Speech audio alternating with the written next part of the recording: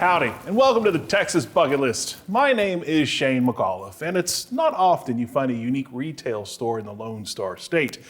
That is, unless you're at the Texas Bucket List store and studio, of course. This is an exception. So is the Herdware Retail Store, a sizable specialty store with a very unique location. But when you consider what they sell, well, it all makes sense.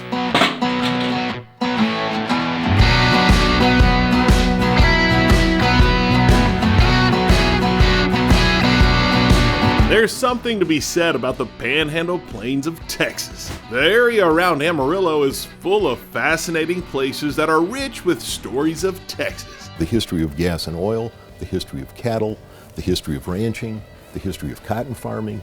It's an unbelievable experience that most people paid no attention to. Cecil Miskin admits that even he didn't know how incredible this part of the world is. We are just a small part of really the crossroads of American history. What seems a bit odd is Cecil's huge shop, the Herdware Retail Store, being in such a desolate destination. Why do you do this? Why do you have a store in the middle of Goodnight?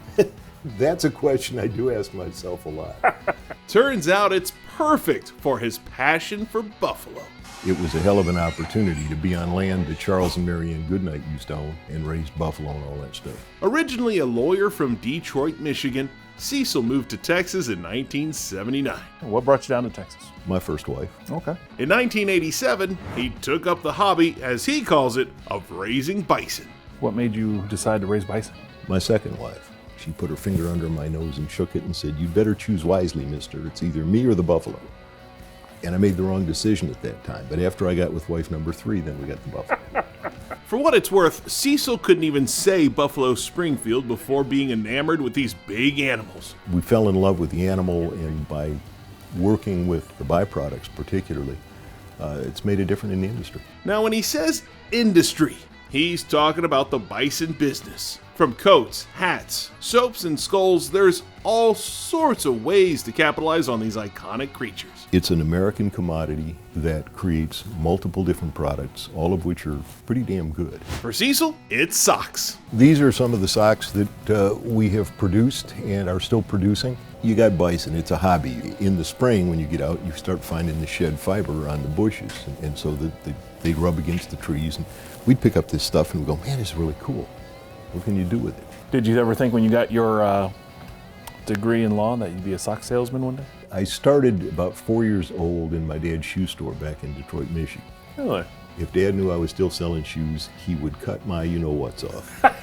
Fortunately, making socks is a lot safer for the bison. So here's a young winter hide, and this is all hair, this outside. But when you reach down in here, that little soft, short fiber is the undercoat. That's the insulating fiber. And if you put your finger in there and feel it, Oh, yeah. see how nice and soft that is? Very much so. Yeah, this is all nice and scratchy and the typical kinds of things you think. But that undercoat, that's the stuff that we are after when we're trying to get the fiber for our socks and for our gloves and hats and other things. In a good year, we might harvest 10,000 pounds of fiber. One bale of cotton is twice that weight.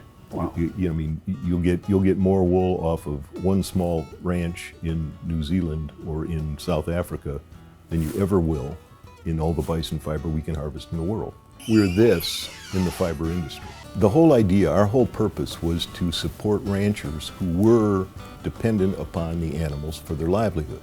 That was our purpose. We didn't get in this to become sock designers or open a store or anything else. We've helped spread the message of what the bison industry has become, what bison are to this country and to the world. What was it about the bison that made you so passionate about it?